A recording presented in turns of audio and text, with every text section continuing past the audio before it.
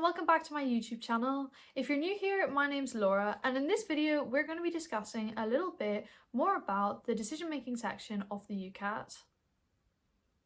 So in this video I thought it would be a good idea to go through some of the key points and tips and hints that I picked up while doing the UCAT, and also some things that I wish I had implemented earlier while doing this.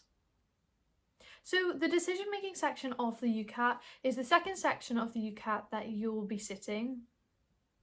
It's designed to test your ability to pick up pieces of information from shapes or text or diagrams and to logically put them to an answer. So in this section you have 31 minutes to answer 29 questions. That may seem like a lot of time, but do not be fooled, it definitely isn't, and this section is one to practice and be prepared for, just like all the other sections of the UCAT. So for this section, you will have access to the online computer version of a calculator, but it is pretty basic, so do not be relying heavily on this. And if you need more help on how to use the calculator effectively and efficiently, make sure to check out my YouTube video all based on the UCAT calculator and how to use it. So similarly to the verbal reasoning section, which I covered in depth in my last video, there are two different types of questions that they can ask you in the decision making section of the UCAT. The first style of question that they like to ask is the yes or no statements. This is basically, as it suggests, you either choose that yes, it's correct, or no, it's false. The second style of question that they ask are like a multiple choice style. So this is where they have about 4 options for you to choose from, and one of those will be correct and it will follow from the piece of information that they've given you or the shapes or the diagram that's been presented on the question. So I thought that the decision-making questions were actually quite tricky because in this section you're not being asked how well you can do maths or to show how your ability in English is incredible. You're actually being asked to use a lot of different pieces of information and to logically create some sort of answer out of them. There are 6 different ways that they can give you sort of a question, and I'm just going to cover them briefly now. So they like to give you around 4 to 5, possibly 6 of each of these following types of questions, and it's a good idea to practice all of them as they will all count for the same number of marks. The first type they like using are syllogisms, and these are basically questions that are looking for you to draw conclusions from the information that you're given. These will usually come with the answer format of the yes or no style. The second type that they like to use are logical puzzles, and as the name sort of suggests, it's kind of like a puzzle. They'll have multiple steps that you'll need to follow through and then select the answer that fits best with that. These usually come with the answer format of multiple choice. Another type is the arguments, and that is kind of, as the name suggests, where you are basically trying to pick out facts and information that will either support an argument or totally make it look false, and then you'll choose your answers based on that. Again, for these argument questions, the answer format is usually multiple choice. They also include some sort of information style questions where you'll have a passage of text, not as long as the verbal reasoning text, but a snippet, and you'll have to sort of follow through and see if you can pick out reasons to fit with an answer. These can sometimes be multiple choice, but quite often they are true or false or yes or no answers.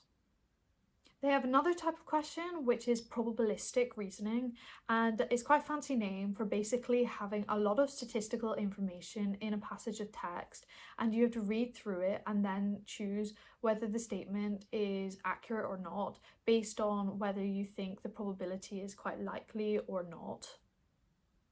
So another very common type of question is the Venn diagram question, and these Venn diagrams can be used in multiple different ways. It can be used for lots of data and information from words, or it can be used with a lot of numbers. Some of these numbers can be really awkward and kind of difficult to do in your head, but it's a good idea to avoid wasting time. So try using mental maths before jumping to the calculator. Sometimes the question won't give you the diagram that you might need to draw, so being able to draw Venn diagrams and other forms of maybe spider diagrams or tree diagrams are really useful to be able to pick out a lot of information and make it easier to work with. So practice this prior to going into your UCAT. It'll save time and allow you to put key points onto a page and avoid any sort of panic that you've forgotten things or you're missing steps out. So like many of the other sections of the UCAT, it is a very time pressured section, and you get roughly a minute to answer each question. Some questions will be quite quick and you'll be able to spot the answer before even sort of going through a lot of the information that they've given you, but other ones will be quite time pressured and you'll be struggling to go and decipher what the answer actually might be. Don't worry too much about exact seconds and timings, because at the end of the day there will be sections of this decision making that will be a lot quicker to answer than in other questions, and it will sort of make up time and even itself out a bit.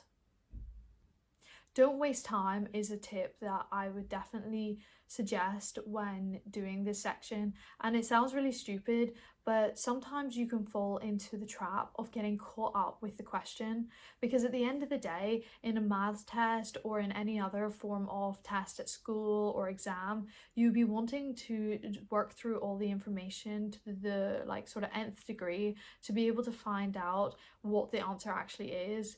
But in this question, you're not really advised to spend hours working out individual steps and trying to work out what the question is. You're really just skimming through the information and selecting something that you think is the most accurate. If you do get really stuck on a question, don't waste time trying to work it out for a couple of minutes. Simply guess what you think the answer may be, then flag it at the bottom of the screen with the little flag icon, and then skip on to the next question, because valuable seconds are lost for no sort of gain. However, to contradict this, do not overuse the flag button. It's so easy to sort of get really flustered and panic and then just flag everything. And when you realize you've sort of flagged half of the test and get to them again, it hasn't really helped at all. In fact, it's made you sort of waste time by doing this whole process and not actually getting any answers pumped out. So there is a fine line between using the flagging button and spending multiple extra seconds on a question, and sometimes it is just your call whether you want to spend the extra seconds because you think you're very close to the answer, or you think that there's no point wasting any more time, you're not going to get the answer, and just simply guess and move on. So a key tip of mine is, as much as this section isn't based on just maths like the quantitative reasoning section, do get familiar with using the on-screen calculator, because it is very basic and not anything like your normal calculator that you would use at home. If you want more help on this, please check out my video all about the UCAT calculator, and I'll go into a lot more detail there on how to use it well. For me, I found this section quite difficult. Just like the rest of the UCAT, it does take time and practice, and the earlier you start practicing for this and online, it does make it easier. At the start, don't focus on timings, they're not that important until you're getting much closer to the exam. The important part is to sort of work through and decipher logically all the reasons why you would choose a certain answer over another. The sort of style of these questions reminded me of when you were in primary school and you had really long like comprehensive questions, and you'd be going through for like what seemed like forever and finally work through each of the steps to get your answer. The maths they use isn't much harder than GCSE or AS level, so don't be freaking out about trying to learn a load of formulas or anything extensive like that. Just brush up on your ability to do times tables and do subtractions and divisions, because these things will save time rather than having to use the calculator. Like I've said in other sections, don't waste time reading the question. As much as it's second nature to read and reread the question if you don't understand what you're looking at, it's important in these UCAT questions not to waste time and valuable seconds constantly staring at the question to hopefully find something that will give you a bit more information. Skim reading the question and moving straight on to what the answers actually say is a much better way of doing it, because then you're able to sort of find out what the answers are leading you to. You could even, if you're really stuck, try and work backwards from the answers. A key tip is to sort of eliminate any outlying answers immediately. If they don't seem right, most often they won't be correct.